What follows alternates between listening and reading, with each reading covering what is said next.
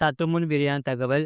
அரசு ஊழியர்களுக்கு மகிழ்ச்சியான தகவல். வேலை நேரத்தில் மாற்றம். மாநில அரசு புதிய அறிவிப்பு.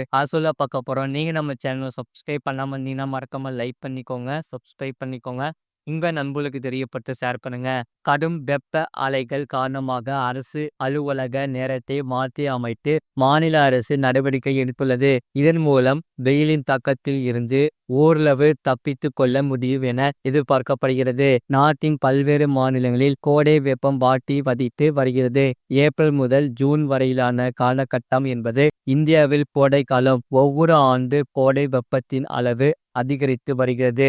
உச்சபட்ச வெப்பம் என்பது 110 டிகிரியை தாண்டி பதிவாகி வருகிறது. குறிப்பாக கோடை காலத்தில் வெப்ப அலைகளில் தாக்கமுள்ள நாட்கள் 4 முதல் 7 வரை பதிவாகி விடுகிறது. இதில் நடப்பாண்டும் விதிவிலக்கல்ல. முழு வீடியோ லிங்க் கீழே இருக்கு, அதை கிளிக் பண்ணி பாருங்க. மறக்காம லைக் பண்ணிக்கோங்க.